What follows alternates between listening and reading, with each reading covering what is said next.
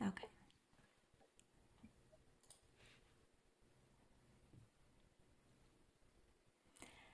Good morning. I am here today with Jack Alato. He is one of the fantastic teachers at the Fundraising Academy, one of my favorite go to resources for thought leadership in the nonprofit sector.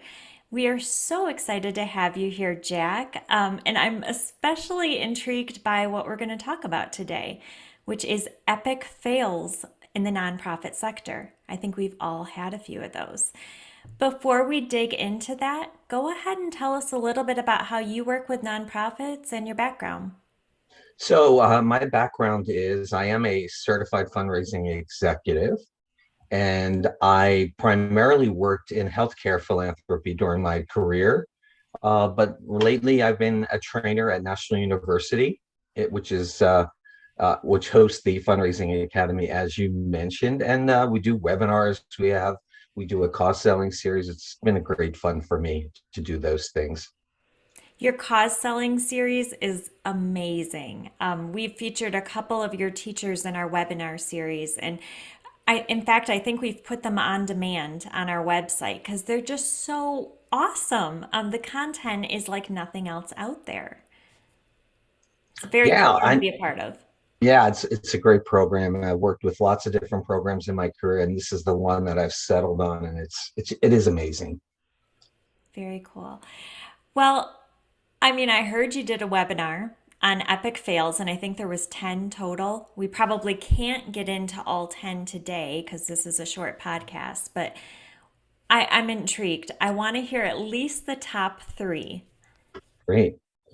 Our top three that we're going to talk about today are Everybody Sells, which is one of the tenets of the cause selling series, how to handle um, objections when you meet with donors, and the third, which is a question I get all the time, Katie, is that how do we find more donors?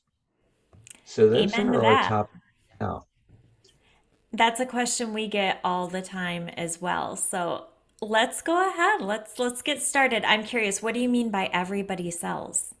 Everybody sells. We sell every day. And one of the things that we talk about in the fundraising academy is that we sell ourselves, we sell our ideas, we sell our desire for cooperation from our children, we sell and engage on pretty much anything you could think of.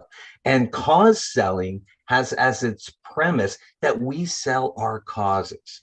We sell our cause to prospective donors, to current donors, to major donors, to a whole host of people across the spectrum. And once we recognize that we sell, then it makes our model, the cost selling model, work. And one of the things that we'd like to say is that you sell your ideas to a prospective donor, you sell your priorities almost to everyone. So as a fundraiser, in order to excuse me, not fail as a fundraiser, we have to sell our cause.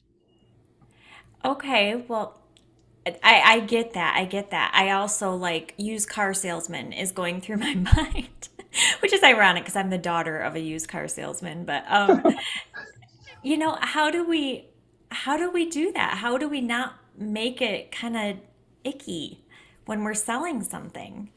So one of the things that I like to say about selling our causes or selling is that what we try to do with cause selling is we match up our values, the values of our nonprofit.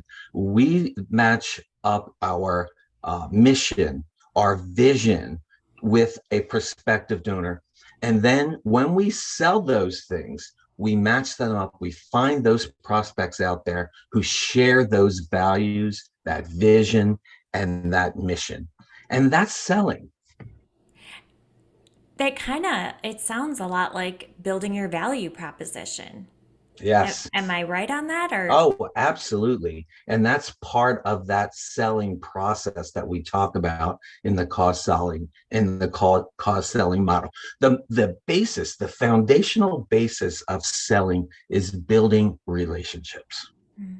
Building that relationship where we sell and we exchange our values, we exchange our mission, and we exchange the interest and needs of the donor or the prospective donor with our organization.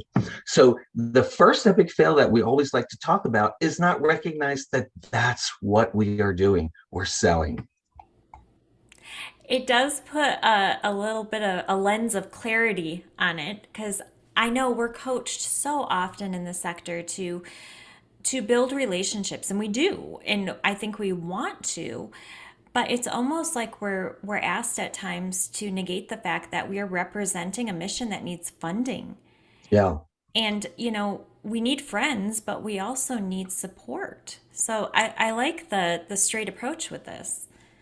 Yeah, I mean, money fuels our mission and our vision. If we're working with the homeless, then we need money to help mitigate that homelessness issue that we have in our community. And if we don't recognize that money fuels mission, then we're going to fail.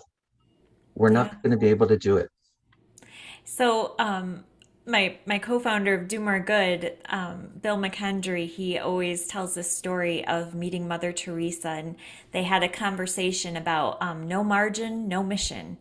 It's very Oh, I hard to love carry that. out good works without Yeah. funding. Yeah, and she was one of the great fundraisers because what she did is she sold her mission, her vision for what she was doing in India with the poor. Yeah, yeah. She that's what she did. And people who gave money bought that mission, bought that vision. And that's what, when we say when we fail to recognize that what we're trying to do is selling, then we have an epic fail. Okay, well, we're going to dig into number two and number three. And if you'd like to hear those, I'd encourage you to tune into the podcast when it airs a little bit later. Actually, this one I think is coming out in just a couple weeks. So, Jack, let's go ahead and take a break as we go off of live stream. Great.